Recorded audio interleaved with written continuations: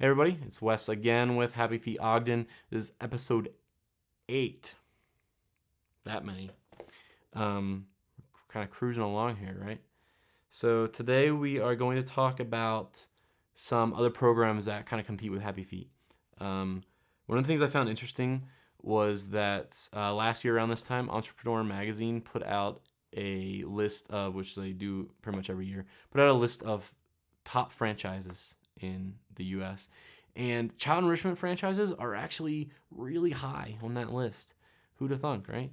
So that bodes well for HappyFeet, but that means that there's a lot of other people doing similar things to us, whether it be music or tumbling or dance or karate or other soccer programs. There's a ton of competitors out there. What we found was that we kind of break down into two groups: the soccer competitors and the non-soccer competitors. That's kind of how I look at it. With the other soccer programs out there, we do have a couple in Utah. One of them is Mighty Kicks. Another one's Soccer Shots. Soccer Shots is probably our chief competitor. But what differentiates us from them is that while they are a purely soccer program, and there's nothing wrong with that. Like I said in the previous episode, we're soccer fanatics. We love soccer. But they view the sport as purely soccer, or their programming as purely soccer. We consider ourselves educators, first and foremost. We just happen to be soccer fanatics. And so we have put our curriculum in a format that is very easy to teach to the 2 through 6 age range. That sets us apart from Soccer Shots or Mighty Kicks, or there's a few other soccer programs out there. They're teaching the sport. They're teaching how to do a throw in, how to kick the ball, how to score, how to shoot at goal, which we have too. But they're displaying it. They're formatting it in a way that is just soccer. It's similar to what you kind of get in a rec league that any city has.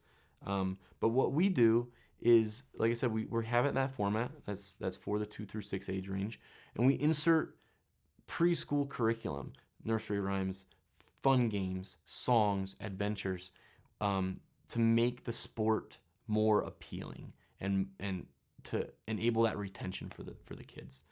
The non-soccer programs, music and dance and karate, they kind of like I talked about last time. Why soccer? We believe that we kind of have a leg up over those programs. We're increasing things like agility and balance and coordination, things like that dance classes often promote. We have the principles of bravery and creativity and leadership, which again, dance programs or karate programs kind of focus on more. But both the soccer and non-soccer programs are kind of narrow. They're kind of a narrow focus. They're focusing on the activity, not necessarily the development of kids, and that's what really sets us apart. That's what our passion is at heart. The other thing that I'd like to touch on is the 2-year-old age group. Our programming goes to 2-year-olds, the 2-year-old age range. So that's something that a lot of other programs can't say.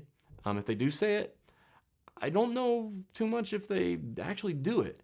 So we look at this 2-year-old age range and we call them, we have all these names, terrible twos or troublesome twos or whatever, but they kind of get forgotten. I kind of call them like the tweener twos, because you have like these younger age groups, like the babies and the infants and the 1-year-olds are walking, but they're legitimate toddlers. But you have these 2-year-olds who are kind of between the developmental aspects of a 3-year-old and the 18-month-old who's toddling back and forth. And they're kind of forgotten by a lot of programs, and they're kind of forgotten by a lot of people in general.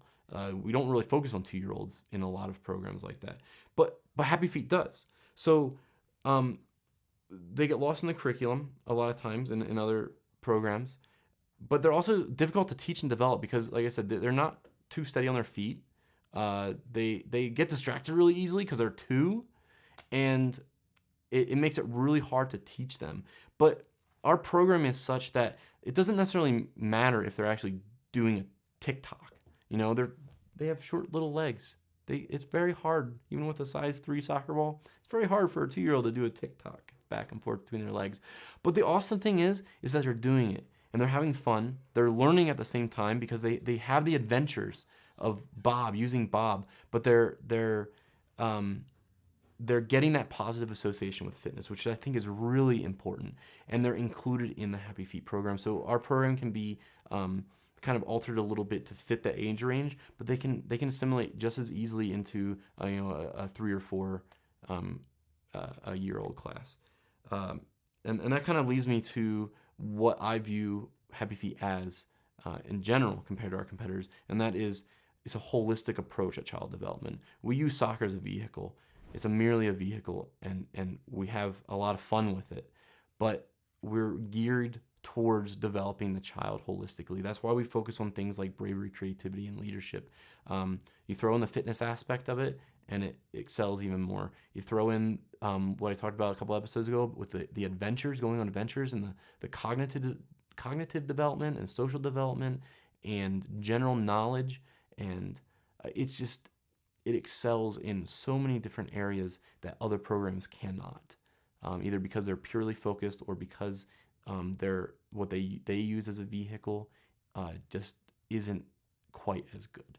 So if you have questions about this, I'll be more than happy to talk about them, answer them, anything. I don't know. You can yell at me if you want to. I don't really care. Sometimes that can be good because I need to be put in my place sometimes too. So subscribe to our YouTube channel, like us on Facebook, follow us on Twitter and Instagram, and just reach out to us, and hope you keep tuning in. Thanks, guys.